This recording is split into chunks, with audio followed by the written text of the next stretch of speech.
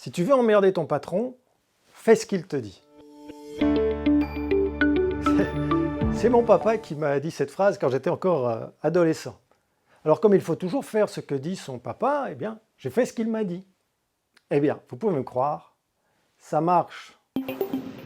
Alors, ça ne marche pas très bien avec les control freaks, ceux qui sont sur votre dos toute la journée à vérifier les moindres de vos gestes. Avec eux, ça ne fonctionne pas très bien. Par contre, pour les managers qui vous expliquent comment vous devez faire votre travail quand ça fait 10 ans que vous tenez la boutique, c'est beaucoup plus efficace.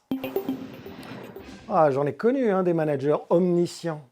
Ils me font penser à l'abbé de Villecourt dans le film Ridicule de Patrice Lecomte. Ils cultivent leur orgueil face à un public contraint. Ils se disent sachants et vous exécutant. Ils caressent leur ego comme on lustre l'argent et empiètrent dévots de leurs propres arguments vous convaincre qu'il ne peut, qu'il ne doit en être autrement. À vous de jouer alors. Si vous n'avez pas su convaincre de la médiocrité des injonctions de votre manager, si vous ne pouvez pas risquer de le contredire, eh bien alors, à vous de le contrefaire. Faites exactement ce qu'il vous a demandé. Vous échouerez, très certainement, mais ce ne sera pas de votre faute. Bon, soyons sérieux, c'est une moyennement bonne idée que de faire de l'excès de zèle. Ceux qui appliquent la méthode le font de manière ostentatoire pour que tout le monde sache par avance qu'ils répondent comme des machines aux injonctions de leur hiérarchie. Si vous faites cela sans publicité, vous serez coupable a priori de l'échec de votre activité. Et d'à forte chance, vous le serez aussi a posteriori. Le rôle du manager est souvent mal interprété dans le grand spectacle de l'entreprise. On a l'impression qu'il doit avoir réponse à tout.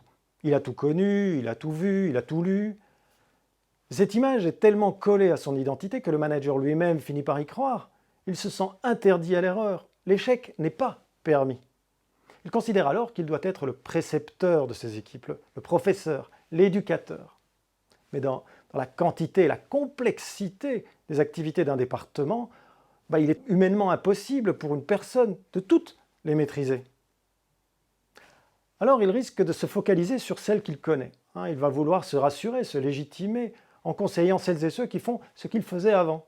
Car ça, il le connaît bien, il le maîtrise même. Et c'est parce qu'il le maîtrise qu'on lui a offert ce poste de manager. Il est de son devoir de faire partager son expérience à ses équipes. Youpi! Parce que très peu de managers savent gérer l'humain. Parce qu'ils ne savent pas comment faire la différence entre un novice et un expert.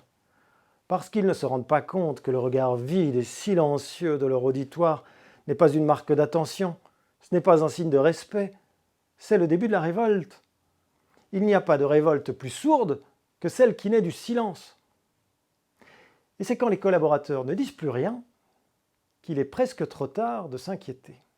C'est pourtant pas une fatalité, j'ai eu la chance de travailler avec des managers formidables, capables d'écouter pour comprendre, capables de parler pour grandir, capables d'attendre pour respecter. Alors si l'abbé de Villecourt avait de lui haute opinion, pour qu'il puisse à la cour faire d'un vent sortir un son, il n'en a rien du manager qui se mérite à son niveau d'accepter de faire des erreurs et de les prendre comme un cadeau, comme un signe de sa vraie nature, celle d'un homme qui se grandit pour en atteindre la stature de qui écoute plus qu'il ne dit. Je vous souhaite une excellente semaine et pendant ces 168 heures, n'oubliez pas, stimulez le système.